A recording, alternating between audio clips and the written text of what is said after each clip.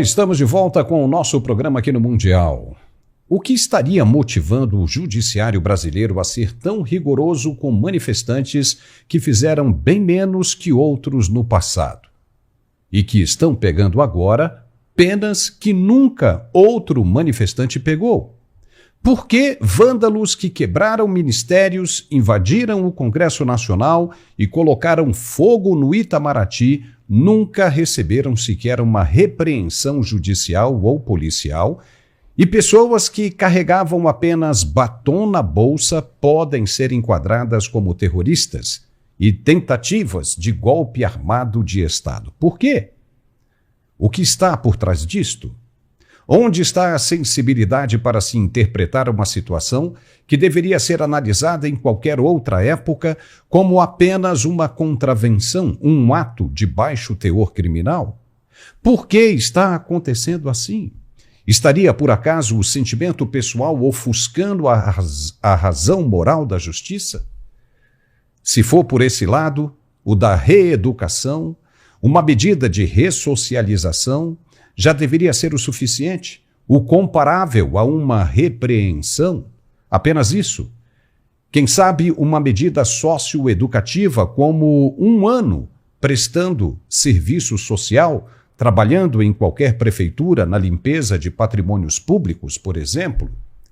Isso já seria o suficiente para que a pessoa ou ré em questão soubesse o que não pode fazer nunca mais. Isso resolve. Ou não? Claro que resolve. Mas as autoridades não parecem pensar assim. Estão tomadas por um sentimento estranho ou seguem uma estratégia que se assemelha às mais duras ditaduras do mundo. Hello? Não estamos nesses lugares. As autoridades não podem ser influenciadas por sentimentos ou por decisões alheias. Elas foram escolhidas por serem profissionais da lei, dedicando a vida inteira ao estudo da profissão que escolheram. Se chegaram ao mais alto posto da carreira, têm o dever de agir com independência em suas avaliações. Mas não é o que parece.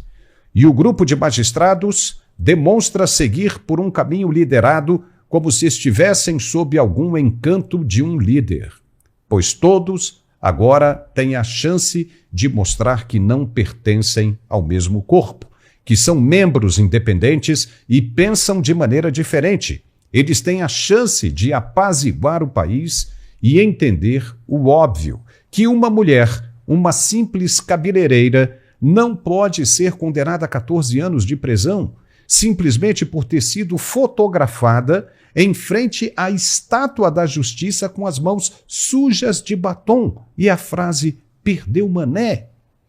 Desta maneira, a justiça não se mostra cega, como deveria, pois liberta criminosos confessos, perdoa dívidas bilionárias de recursos usurpados da União para dizer que tem orgulho de ser chamada de justiça.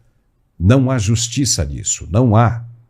E é o que poderemos ver nesse julgamento de mais um grupo dos acusados dos atos de terrorismo e ataque armado em um golpe de Estado no dia 8 de janeiro. Depois o presidente quer ser reeleito. Bobagem. Vai pagar o preço por esse erro. Vai ser banido para sempre do cenário político nacional e entrar para o rol da história como o pior governante que o país já teve. Ele e os asseclas, os que seguem e o defendem no Congresso Nacional. Isso é fato. O julgamento começou no plenário virtual do Supremo e deverá ser encerrado no dia 28 deste mês. O ministro Alexandre de Moraes foi o primeiro a votar e pediu 14 anos de prisão para a ré Débora Rodrigues dos Santos. Débora está presa desde março de 2023, após ser identificada na 8ª fase da Operação Lesa Pátria, conduzida pela Polícia Federal para investigar os participantes e financiadores dos atos golpistas. Em julho de 2024, a Procuradoria-Geral da República, PGR, denunciou a ré por associação criminosa armada, tentativa de golpe de Estado e deterioração de patrimônio tombado. A mulher é mãe de 2 filhos pequenos. Ela precisa trabalhar para sustentá-los. Eles precisam do carinho e do amor dela. A defesa argumenta que a pichação foi feita apenas com batom, sem causar danos permanentes à estátua. Mas o ministro não quer nem saber e destacou que a conduta deve ser analisada dentro do contexto dos ataques às instituições democráticas, justificando a severidade da pena. E tem mais: essa não é a primeira vez que a estátua da Justiça foi atacada. Sabia disso? Pois é. Em 2016, no governo Dilma, no finalzinho, 2 homens jogaram tinta vermelha e colocaram uma boneca ensanguentada nos pés da estátua. Foi um protesto em represália à decisão da corte de que o aborto nos 3 primeiros meses de gestação não é crime.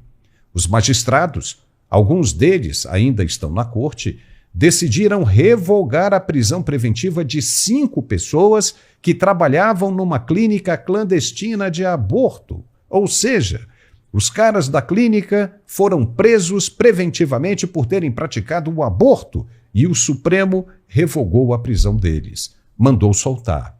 Aí houve o ataque à estátua, como um protesto.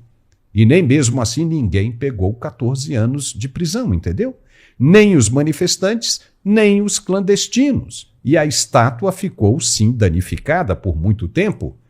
No caso da Débora, com o batom, foi lavada e ficou novinha em folha novamente. E, de novo, os ministros têm nas mãos agora a chance de fazer justiça verdadeira e absolver os acusados ou imputar penas menores, realistas, justas, que não condizem com os crimes que estão sendo acusados. Enquanto isso, os criminosos de verdade são soltos.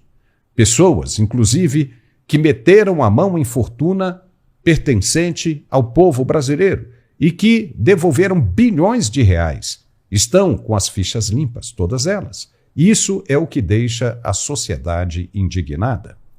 O ministro da Justiça, para justificar, colocou a culpa na polícia, nas forças de segurança, causando uma revolta muito grande em todas as corporações. O deputado Sargento Faur, por exemplo, enviou um recado diretamente ao ministro da Justiça e Segurança Pública, Ricardo Lewandowski, defendendo a atuação da polícia e respondendo às declarações do ministro sobre a qualidade das prisões efetuadas. Veja o que ele disse. Quero mandar um recado para o ministro da Justiça e Segurança Pública, Ricardo Lewandowski, falando da polícia, defendendo o seu judiciário em detrimento da polícia. Tem um jargão que diz, e eu concordo plenamente, a polícia prende, a justiça solta. Aí vem o ministro dizer que a polícia prende mal e o judiciário é obrigado a soltar. Mentira sua, mentira, mentira, tá? Respeita a polícia, respeita a polícia, tira a bunda da cadeira e vai trabalhar. Eu não vi nenhuma ação contundente do governo federal no combate à criminalidade, só blá, blá, blá, blá, só converseiro.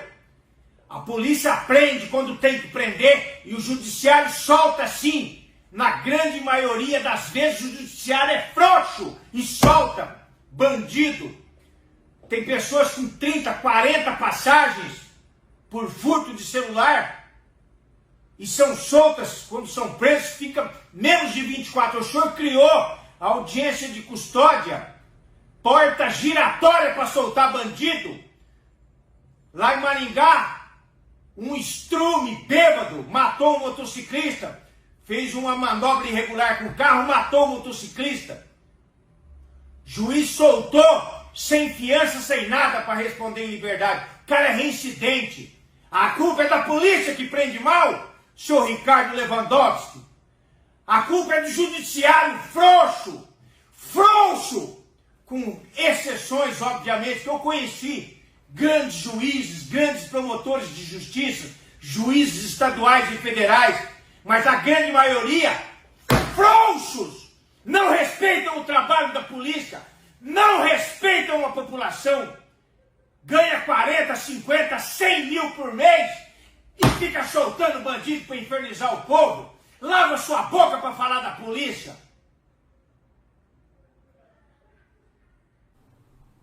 Uou! Além disso, a Associação Nacional dos Delegados de Polícia Federal, a DPF, manifestou indignação com a fala do ministro, afirmando que, na maioria dos casos, as prisões são legais e que a soltura de detidos acontece por decisões judiciais, sim, e não por erros policiais. O Ministério da Justiça tentou justificar a declaração de Lewandowski, mencionando que ele se referia à necessidade de melhorar a integração entre as forças policiais e o judiciário. Mas é o que estamos dizendo sempre aqui, são doutores no direito, mas ainda engatinham na política. Ele deveria ter escolhido melhor as palavras. E já voltamos com as nossas análises aqui no programa Mundial Telenotícias. Você viu que o presidente Donald Trump recebeu essa semana uma carta dos deputados republicanos com o aval de Elon Musk, pedindo a punição mais severa para o ministro da Suprema Corte Brasileira, Alexandre de Moraes. Os caras estão com sangue nos olhos mesmo e alegam que uma decisão deste porte vai proteger os Estados Unidos de qualquer tentativa de invasão de soberania futura. Eles argumentam isso para pegar não só o ministro, mas os que estão de mãos dadas com ele também. O Estado brasileiro, e aqui se incluem todos os três poderes, acredita em uma competência do Itamaraty para resolver essa questão no campo da diplomacia. Mas Trump já deixou claro, muito claro, que não se deixa levar por essas conversas. Ele não é político. É bem mais que isso. É um homem de negócios. Portanto, um excelente estrategista que está dando aula, ensinando o mundo todo como se deve comportar no tabuleiro das negociações. Há quem diga, inclusive, que ele já tem a decisão tomada, porque não se trata apenas de Elon Musk, mas de vários integrantes de seu partido pedindo a mesma coisa. E a decisão de Trump será mesmo pelas sanções, pelas punições aos magistrados brasileiros. Trump, como um excelente negociador, ainda mais com a presença do deputado licenciado Eduardo Bolsonaro nos Estados Unidos, estaria apenas esperando pelo desfecho do julgamento de Jair Bolsonaro, provavelmente no dia 25. Ou seja, se os ministros o condenarem, serão todos condenados também. Trump estaria com o dedo no botão vermelho, só esperando pelo resultado. Deu para entender agora o tamanho dessa sinuca que os magistrados brasileiros se meteram? Terão de condenar Bolsonaro porque condenaram a base da pirâmide, nessa que chamaram de organização criminosa. Se é uma organização, tem de ter uma base e um topo. Se a base está sendo condenada de 14 a 17 anos, terão de condenar o topo também. Mas como? Provar que houve uma organização. Para haver uma organização, tem de haver também uma fonte financiadora, patrocinadora. Onde está? Mas os magistrados tendem a dizer que é Bolsonaro e provavelmente deverão condená-lo, sim, a longos anos de cadeia. Mas, se condenarem, receberão a pancada muito forte de Donald Trump. E o que fazer? Como fazer para sair dessa agora? Viu o tamanho do problema em que se meteram? Gerson Gomes, diretamente dos Estados Unidos, o que você acha que pode acontecer? Seja muito bem-vindo. Ô Gerson, a gente está sem... Aí. Agora sim. Bom, tá de volta, Paulo, muito bom. Tinha fechado o microfone aqui para não te atrapalhar nessa sua introdução fantástica. Mas olha só, vamos lá. A nossa audiência é uma audiência muito qualificada aqui no Mundial Telenotícias e a gente tem compreendido que existe uma escalada da crise que está sendo feita no Supremo Tribunal Federal, muito em função de uma situação que já foi comparada pelo Partido da Causa Operária como o Globo da Morte. Veja só, o Globo da Morte era aquele globo dos circos, né, em que o motociclista ficava, às vezes, o circo colocava fogo naquele globo para ficar mais impressionante, e os motociclistas ficavam ali rodando dentro do Globo da Morte. E por que o PCO fez essa comparação há algum tempo atrás? Porque ele dizia que o Alexandre de Moraes e essa estrutura, eles aceleraram de uma forma dentro do Globo da Morte que agora, se eles pararem de acelerar, eles caem e causam um acidente. Porque você lembra que nesse tal Globo da Morte eram 2, às vezes 3 motocicletas simultaneamente. E é o que está acontecendo, Paulo. Hoje nós temos o Supremo Tribunal Federal, temos o Poder Executivo, até alguns integrantes do Poder Legislativo, todos juntos e às vezes até jantando juntos, não é verdade? Combinando como é que vão fazer as trajetórias das suas motocicletas dentro do Globo da Morte. Mas o fato é que se eles pararem de acelerar, eles caem. A força centrífuga, que muitas e muitas vezes os mantém ali acelerando e rodando e mantendo esse status quo, vai acabar comprometendo e um se choca com o outro e até pode fazer uma crise institucional se tornar realidade no Brasil.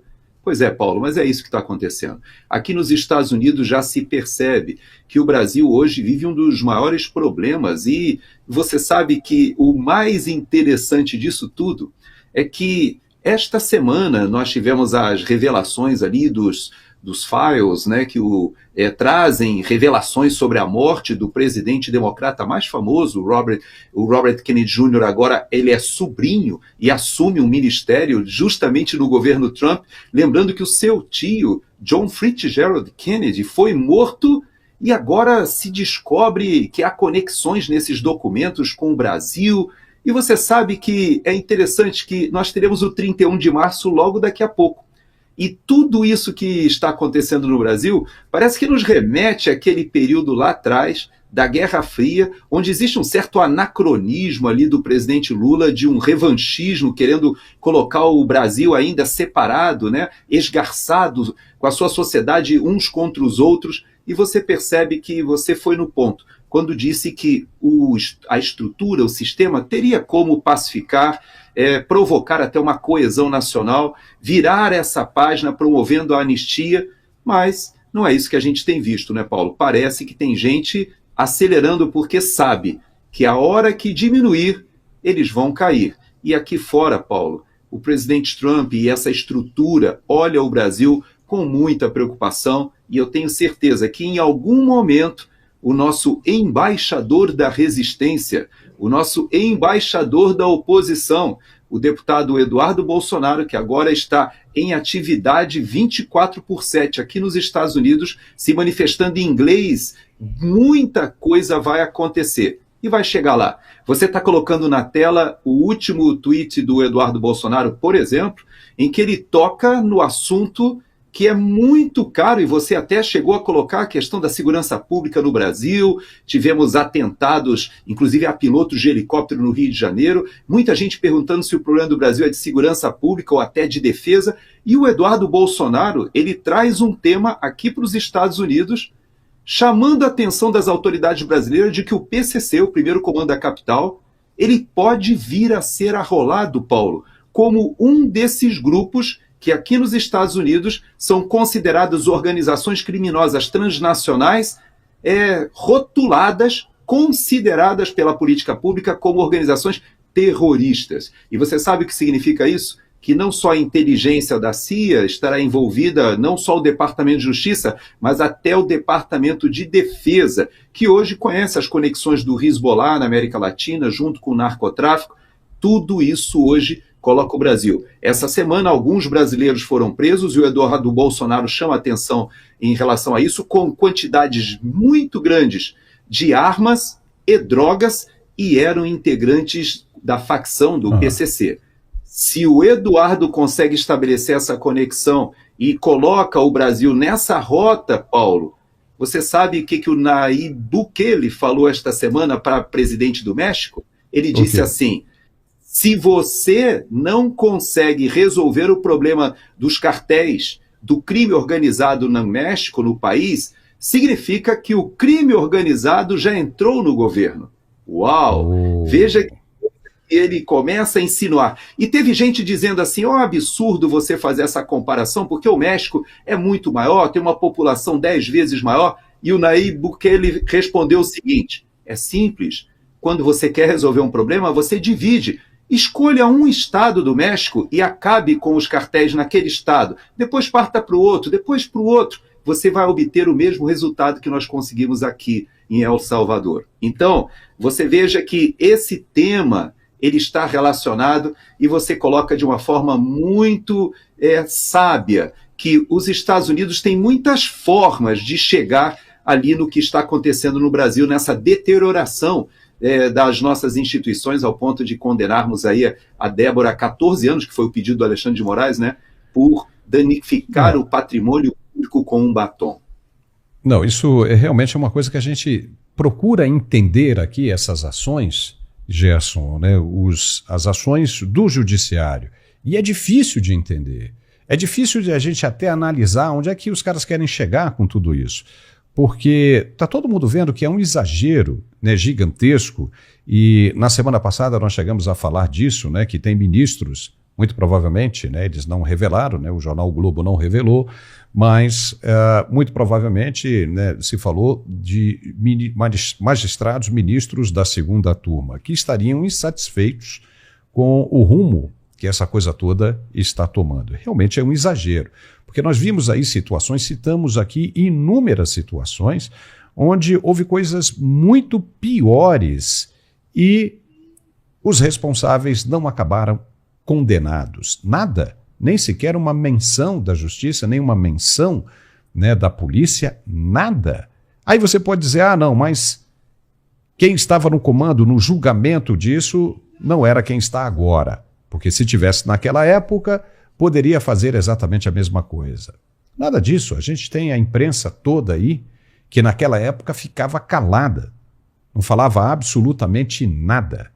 E, no entanto, agora o que nós estamos vendo é justamente um apoio incondicional à punição dessas pessoas que não fizeram absolutamente nada mais grave do que foi feito no passado. A gente teve a impressão que você tinha saído, Gerson, mas você está aí, você está acompanhando o que nós estamos falando, né? Talvez aí era um problema de conexão. Então tá. Então, é difícil da gente entender essa situação, mas a gente procura, vamos lá, vamos tentar analisar essa situação, porque vai pegar. Não adianta você dizer o seguinte, isso aqui, o Brasil é um país soberano, independente, e nós vamos fazer o que nós temos que fazer aqui. Ok, vamos fazer, mas tudo indica que a resposta será muito dura vinda de fora. E o mais curioso, essa resposta relacionada a exatamente tudo que está acontecendo no Brasil, que está sendo identificado como violação dos direitos humanos. Veja, a impressão que se tem é que é verdade mesmo a informação que chega de que o presidente Donald Trump está só esperando para ver o que vai acontecer. Se os caras avançarem mesmo nessa história de querer multar, né, o X ou a Starlink, as empresas de Elon Musk, fazendo uma busca, né, por um nome, por um perfil, né, de um jornalista que hoje reside nos Estados Unidos, isso realmente é muito grave e só favorece os argumentos daqueles que querem punir o judiciário brasileiro. Então, a gente fica achando o seguinte, que ou eles não acreditam no que está acontecendo, ou tem alguma coisa muito forte por trás. Ou então entram no globo da morte, como você disse. Sabem todos que vão sair prejudicados e aceleram até o fim, para cair atirando. Só que o prejuízo pode ser muito grande. Resta saber até onde a turma está disposta a aguentar. E quando nós comentamos aqui, a gente apenas joga uma luz em cima da situação, né, Gerson? Porque às vezes o cara está ali, está influenciado pelo ego, aquela coisa toda, e não tem ninguém para dizer isso. E nós estamos jogando uma luz em cima da situação. É exagero. 14 anos, organização armada, terrorismo, a mulher que estava com batom, realmente tem que haver um certo cuidado. E o deputado Eduardo Bolsonaro, agora nos Estados Unidos, vai representar, sim, um problema ainda maior para todo esse contexto nacional brasileiro. E se os americanos considerarem realmente o PCC como uma organização terrorista, eles vão fazer correlações, né, Gerson? Vão linkar nomes, e isso pode ficar ainda pior. O que você acha? Com certeza. Paulo, hoje o contexto do Brasil, da situação do Brasil, é de uma deterioração da institucionalidade e, ao mesmo tempo, um descolamento dessa elite junto ao Supremo Tribunal Federal e até a elite política, né? Eu fiz um comentário assim muito en passant, né, insinuando ali que o Hugo Motta teria voltado diferente, né, daquele jantar que ele teve na casa do Alexandre de Moraes essa semana, mas o fato é que paira sobre o próprio Hugo Motta acusações que remetem à corrupção de contratos executados de emendas dele.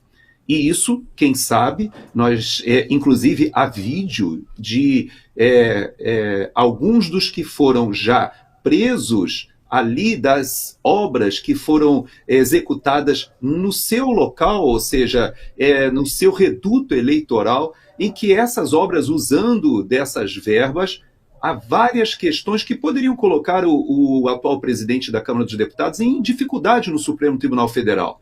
E ele poderia, quem sabe, ter vindo desse jantar convencido a ler aquele discurso. Você sabe o que me lembrou aquele discurso, Paulo? Me lembrou o Telegram. Você lembra quando o ministro Alexandre de Moraes ele ameaçou expulsar o Telegram, multas diárias de 100 milhões, e obrigou o Telegram a ler uma retratação porque estava debatendo a questão da lei que estava em tramitação na Câmara dos Deputados, que a gente acabou chamando de lei da mordaça, outros chamando de lei da censura, que era o PL 2630 à época. Você lembra que o ministro Alexandre de Moraes ele fez o Telegram publicar uma retratação lida, dizendo que eles estavam fazendo desinformação. Você sabe que eu senti o Hugo Motta fazendo a mesma coisa que o Telegram, como aquilo que a Stasi fazia na Alemanha, né, quando aprisionava alguém e fazia que essa pessoa viesse a público e reconhecer, né, o seu erro. E o Hugo Motta ali, ele estava muito artificial, dizendo que o Brasil vive um período maravilhoso institucional. Não temos perseguidos políticos, não temos censura, não temos presos políticos, não temos exilados. É um descolamento da realidade gigantesco. Mas você sabe que agora, essa semana, temos um fato novo, inclusive, que acrescentou mais um dado. O Rodrigo Constantino, todos nós conhecemos, está enfrentando um tratamento muito duro de câncer, Paulo. E você sabe, você é um cidadão americano, sabe que a saúde aqui nos Estados Unidos é caríssima.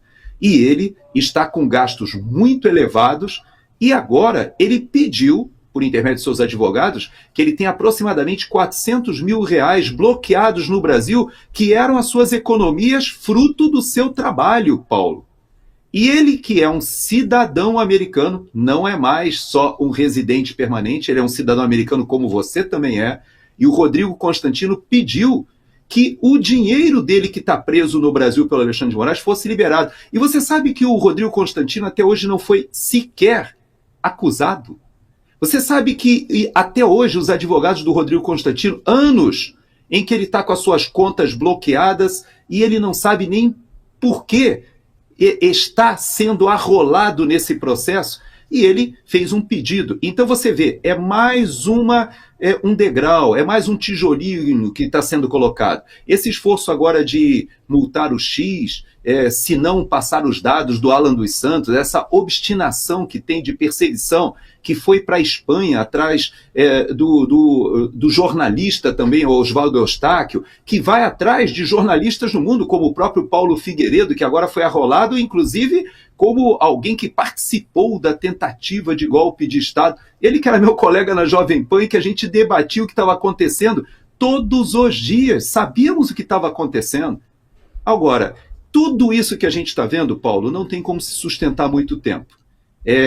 Aquela alusão ao Globo da Morte que eu trouxe, que é simples uma comparação, mas ela também nos remete ao fato de que aquelas motocicletas, Paulo, tinham um limite, né? Existe um limite no tanque de combustível, chega uma hora que elas não conseguem ficar ali o tempo todo.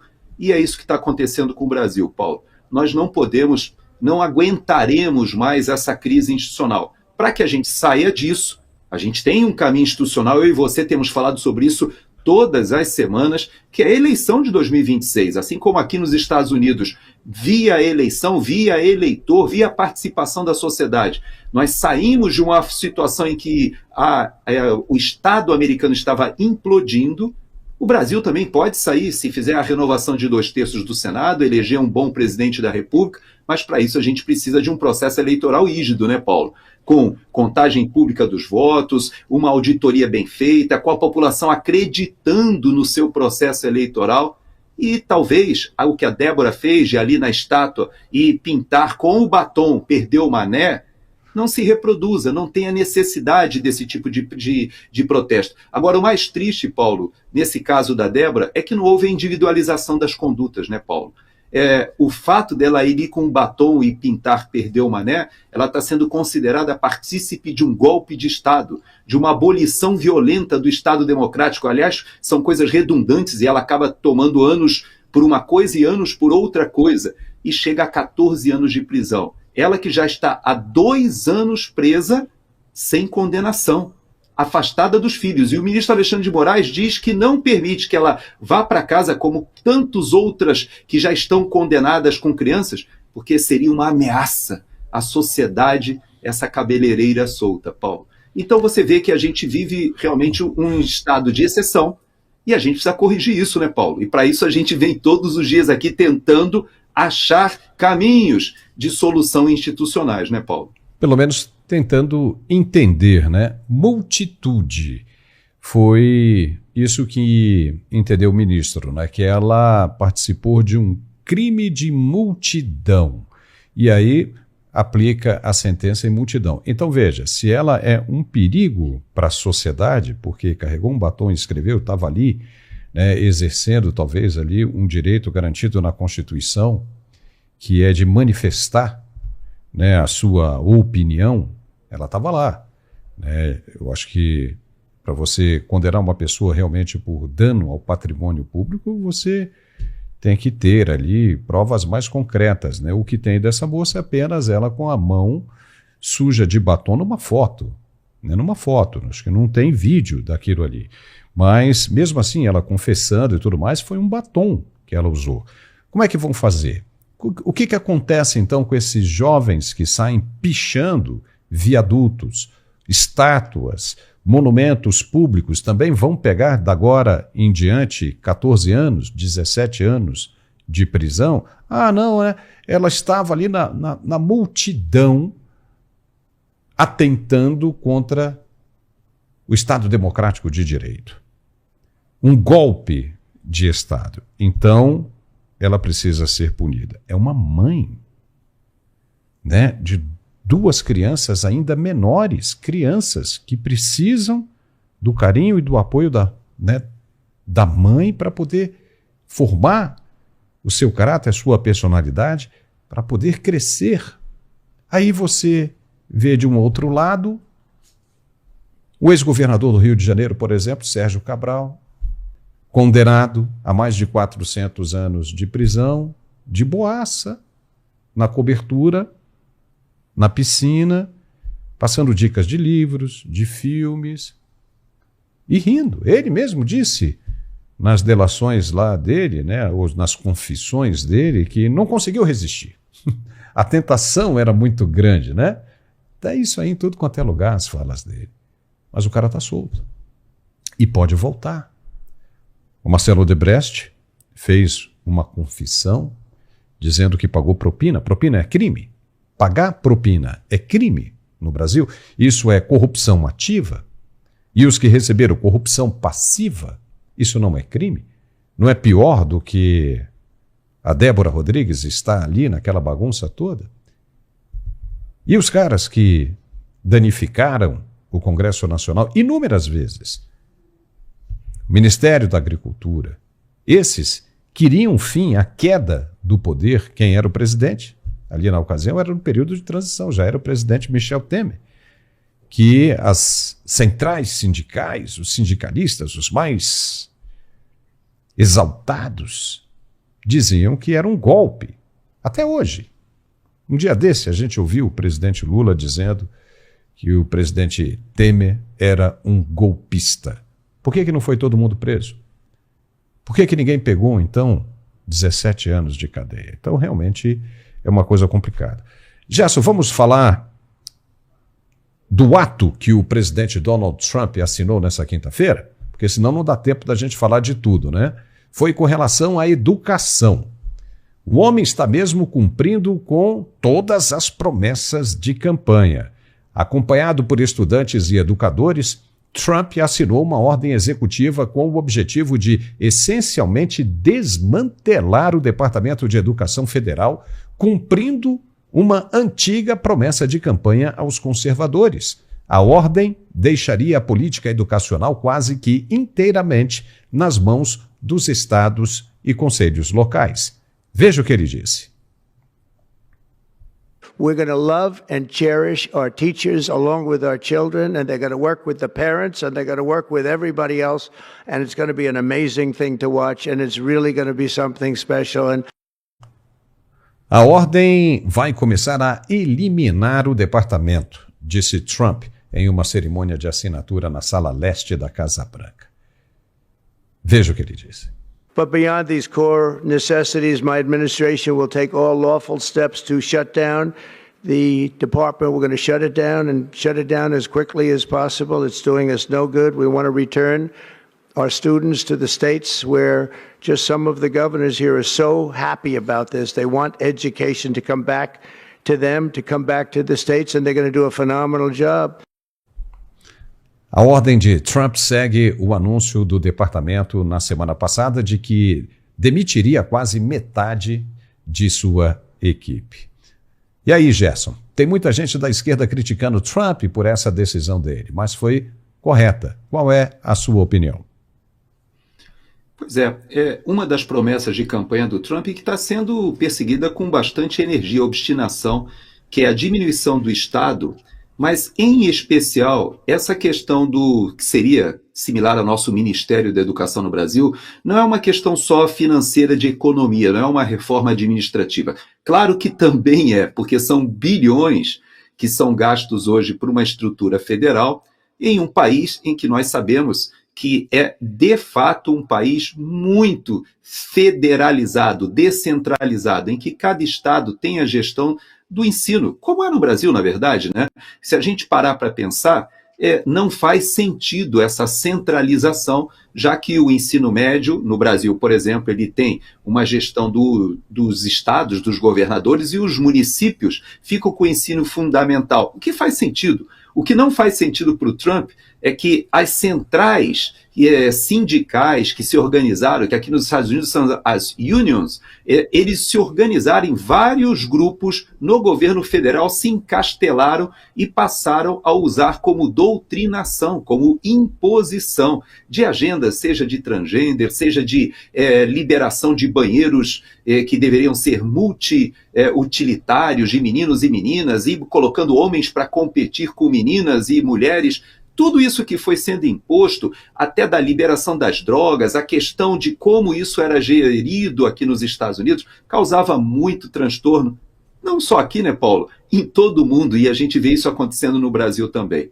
Ele atacou duas questões, Paulo. Ele, de fato, foi a questão financeira, inclusive dizendo que as organizações, principalmente de ensino universitário, que contam com dinheiro do pagador de impostos, essas organizações só receberão dinheiro agora se não promoverem as questões, seja das agendas woke de transgenders, seja da questão das competições desportivas, colocando homens e mulheres nas mesmas arenas, em condições, obviamente, biologicamente desiguais. Tudo isso que está sendo hoje levado para o Ministério da Educação, na verdade, era uma promessa de campanha aos conservadores, mas que tem uma ancoragem também, Paulo, num esforço de retirar do governo federal um gasto muito mal executado.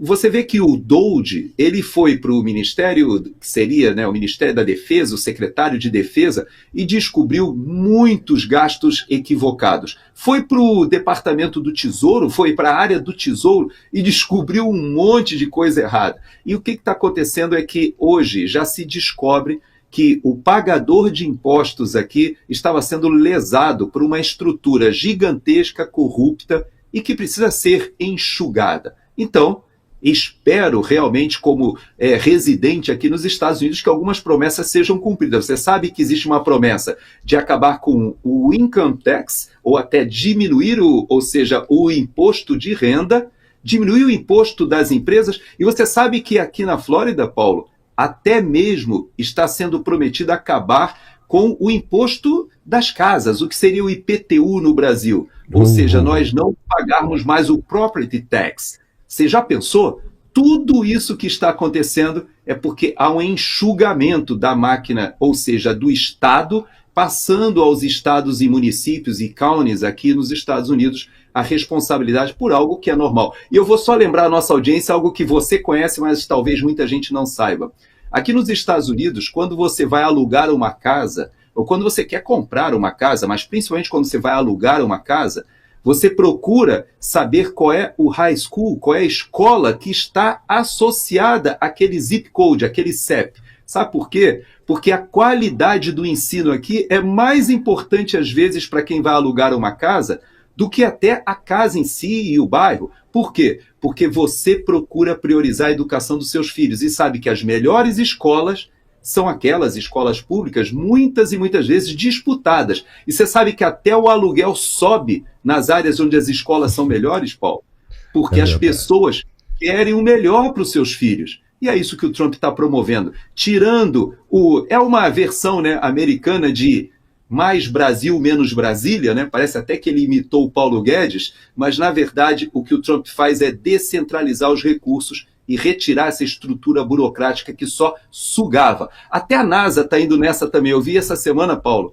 que a NASA quer tirar o staff que está em Washington e trazer aqui para a Flórida, dizendo, para que a gente fica com aquela estrutura em Washington se a operação está aqui? É mais ou menos como acontece com Itaipu também. Você lembra que quando o Bolsonaro assumiu, ele colocou um gestor em Itaipu que chegou lá e falou assim, ué, onde é que está todo mundo? Não, ninguém fica aqui em Foz do Iguaçu, todo mundo fica lá em Curitiba. É mais ou menos a mesma coisa, Paulo. É só uma questão, só muda o endereço, só muda o CEP. Os problemas são os mesmos, Paulo. Não, e a verdade é, isso acontece porque jorrava dinheiro, né? Nos Estados Unidos jorra dinheiro para tudo quanto é lugar. E aí os caras gastam de montão. E de repente agora chegaram duas pessoas que são empresárias e que querem e sabem como fazer a coisa dar certo. E aí estão colocando em prática. Você falou aí da redução do imposto, né, de o IPTU. Né? Isso é muito legal porque você já tem nos Estados Unidos, para quem compra um imóvel, né, pela primeira vez, você já tem um homestead, que é uma isenção de imposto para sua primeira casa. Olha que legal, né? Você comprou sua primeira casa, o seu primeiro imóvel, você não vai pagar imposto sobre aquilo ali. Isso é muito bacana. E agora, o Donald Trump quer acabar para todo mundo, independente, né, da casa, do valor e da onde está sendo comprada. E aí, me lembrou uma outra coisa curiosa. Essa semana aí nos Estados Unidos, principalmente na Flórida, o preço do litro da gasolina chegou a 0,68 centavos. 68 centavos o litro. Ou seja, você compra o galão 2 e pouco, e quando você divide, o galão é de 3.700, você tem 68 centavos o litro. Mesmo, Gerson, que o cara more no Brasil e vai gastar lá, pagando em real, está saindo metade do que o preço da gasolina no Brasil. Então, veja bem, isso representa o quê? Em 4 anos é a primeira vez que a gasolina chega nesse nível. Ou seja, Donald Trump está fazendo um governo dar certo. E a esquerda que se debate, né, que se esperneia, fica dizendo que vai ter recessão, vai ter inflação. E olha aí, as coisas estão dando certo para justamente provar que que essas pessoas estão erradas. Muito legal isso, né, Gerson? Na verdade, é um exemplo para o mundo do que diz respeito a uma responsabilidade que os políticos normalmente não têm, viu, Paulo? Você coloca e ressalta o fato do Trump ser um outsider da política, e é isso mesmo. Quando você vê os debates que acontecem entre ele e o Elon Musk, e vários que ele trouxe para dentro do próprio Dream Team que ele montou agora, que são seus ministros, você vê, por exemplo, que ele trouxe jornalistas para várias posições, pessoas que estão âncoras de TV, mas que têm, obviamente, um background, têm um passado, seja nas Forças Armadas, seja na parte do FBI, mas são pessoas que, nos últimos anos, se dedicaram a denunciar os problemas de corrupção dentro do estamento, do Estado, dentro daquilo que se chama aqui de Deep State, e todo mundo fala aqui, você conhece a expressão, que está sendo drenado o pântano, para que os problemas apareçam, e é isso que está acontecendo aqui. Eu te digo algo que me deixa bastante, de certa maneira, esperançoso, é que o Donald Trump ele não está se preocupando muito em mascarar os problemas da própria sociedade americana. Ele está mostrando, e muita gente está esperneando, é verdade. Você vê que os carros da Tesla estão sofrendo atentados aqui nos Estados Unidos, gente incendiando, gente riscando os carros da Tesla. E o mais estranho disso tudo, né, Paulo, é que os carros da Tesla são comprados essencialmente por pessoas que acreditam na questão das mudanças climáticas, na importância da mudança da matriz energética e da importância dos carros elétricos. E quem são esses que normalmente aqui nos Estados Unidos compravam os carros elétricos? Eram justamente os democratas, os ativistas democratas. Então, às vezes, você vê, o cara está incendiando um carro da Tesla, ou está riscando um carro da Tesla e não sabe que ele está fazendo isso com alguém que é eleitor do Partido Democrata. E isso tem feito, sabe o quê, Paulo? Essa violência feito com que os índices de apoio ao Partido Democrata estão caindo assustadoramente. É mais ou menos o efeito que acontece no Brasil quando o MST, por exemplo, ele vai invadindo propriedades, vai fazendo aqueles movimentos, travando estradas, fazer aqueles movimentos violentos, você lembra? A sociedade brasileira acabava vendo aquilo de uma forma contraproducente para o movimento. Ora, há quem diga que o MST inclusive recebeu uma janela de oportunidade, por exemplo, de treinar na Venezuela. Você imagina se esse pessoal for para a Venezuela, for treinado e retornar ao Brasil para esse tipo de ações violentas? Você acha que a sociedade brasileira apoia esse tipo de coisa? É claro que não. Essa intimidação que ele vai fazer aqui, com violência, incendiando, isso vai ser coibido. Ken Bondi, lá no Departamento de Justiça, está correndo atrás, já disse que não haverá nenhum tipo de acordo com essas pessoas que hoje não entendem que houve uma eleição, tem um novo presidente e ele está cumprindo a agenda do que a maioria da população desejou para o país.